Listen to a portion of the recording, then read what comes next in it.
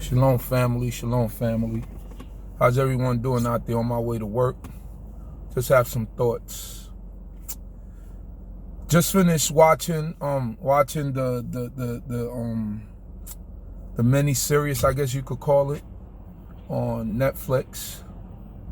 When They See Us. I really held out for a long time from watching this mini series because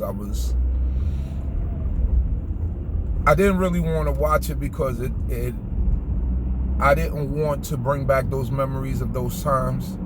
1989, I was 14 years old. I was relatively young, and I was basically the same age that these guys were, 14 years old, probably into the same things that they were into, hip-hop, running around, riding your bike, doing whatever 14-year-olds get into and do.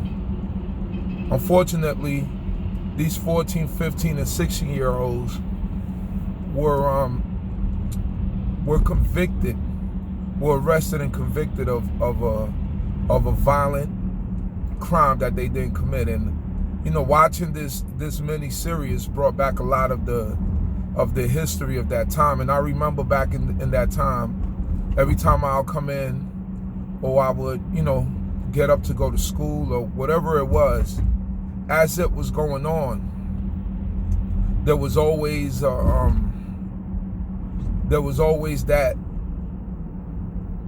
feeling that this could have been me.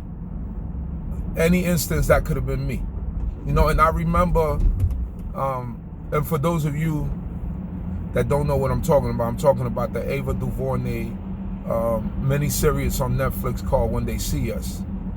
It documents the story of the quote-unquote Central Park Five, as we got to know them.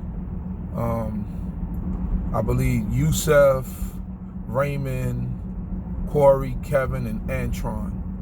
These were the five young men at that time, teenagers that were accused and convicted of a violent rape in Central Park of a female jogger. And all I remember during that time is the media, they kept pushing the whole wilding thing. During that time in New York City, there was a lot of things going on. People would get robbed. People would, all these things happen. But someone to savagely beat a woman and then rape her and then blame it on these teenagers was far-fetched. And a lot of people were outraged at what, especially in the black community, they were outraged at what they were accusing these children of doing. And a lot of us in the black community understood that this was a false thing, and it went back into thinking about what the police would do just to get a conviction or an arrest, what they would plan on you, what they would do, what they would stick on you. And especially in those times, it was very corrupt. Although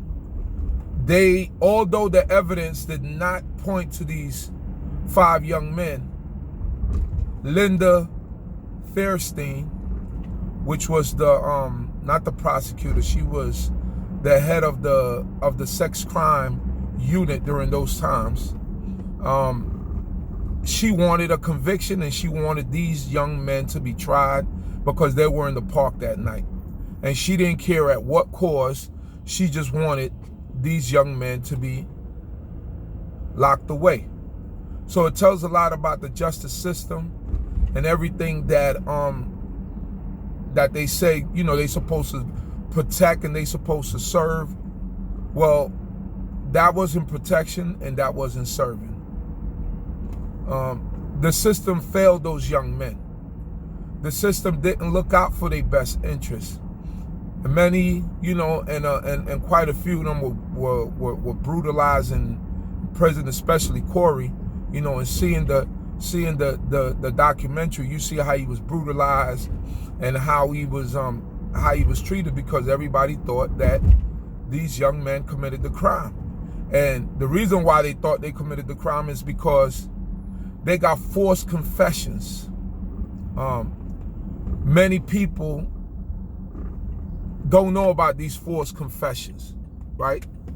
Where the police comes and they deprive you of sleep, they deprive you of something to eat, make you sign statements or make statements without your parents being there and you being underage.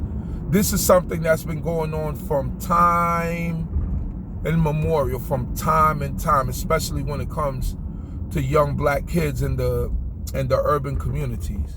So this wasn't something that was foreign to the police. The police, this is what they do.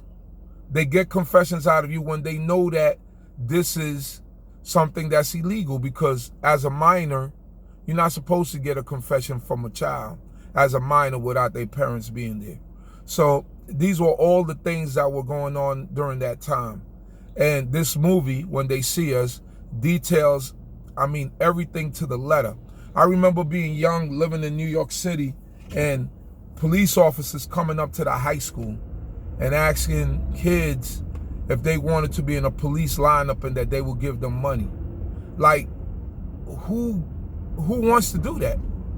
No one wants to be inside of a precinct. Furthermore, being in a lineup where somebody could make a mistake and pick you. You know what I'm saying? Like, why would I put myself in that situation? But this is what they used to do. They used to shake teenagers down, stop and frisk, throw you up on the wall without asking you any questions. You just fit the description. A lot of times they lying, or they were lying. And there was real aggressive policing when it came to young black males. It was real aggressive policing. And our parents always told us not to get into any confrontation with the police, try to avoid them. But sometimes some situations were unavoidable. Sometimes you just be walking home and you get thrown on the wall. You fit the description. You 14, 15, it didn't matter. And that was throughout all 5 boroughs in New York City. It didn't matter. It was, you fit the description, get up on the wall, or you giving me talk back, beat you up, arrest you, take you to jail, sit you down in the precinct. And that was your introduction to NYPD. So, looking at this documentary, it just brought back a lot of the memories. I really didn't want to look at it, but then once I started looking at it, I stayed up till like 3 a.m. actually watching the whole documentary. That's one of those type of seriouses that will bring tears to your eyes. And you see the resentment and the anger and everything for being convicted of a crime that you didn't commit, especially a crime like rape, which in prison and the prison system, you get dealt with harshly if you're a rapist. And what they saw is these young boys confessing to this rape, but what they didn't know is that these were forced confessions. And then years later, Matthias Reyes comes out and he confesses to the crime. Now, back then, when they did the DNA testing and they did the swabs and they did all of that, none of these young men DNA match what was on that lady or what was around that lady. And when Matthias Reyes confessed to what he said to the crime, everything matched perfectly. And no one is held accountable for the mistake that was made. You can't give back those young men, their youth, or what they went through. Who knows what happened to them in prison? Who knows how they were treated in prison? I don't know.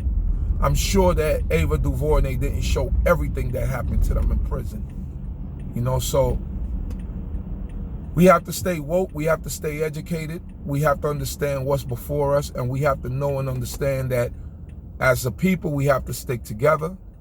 And as you can see, You know, Corey, Raymond, Kevin, Antron, and Yusuf, you know, they were all people of color living in a urban situation, and they went through it, and it could happen to any one of us. And I think that was the thing that I got the most out of it, that it brought back to me, that I remember clearly saying to myself that if it happened to them, that could have happened to me. Time and chance, being in the wrong place at the wrong time. So I'll implore everyone out there, if you haven't watched the mini-series yet, to go out and watch it. It's very powerful. It's something that you might want to sit down and watch with the children, so that they could be educated as to what it is that the justice system has, and how they deal with young black men in this society. Peace, and everyone have a blessed day.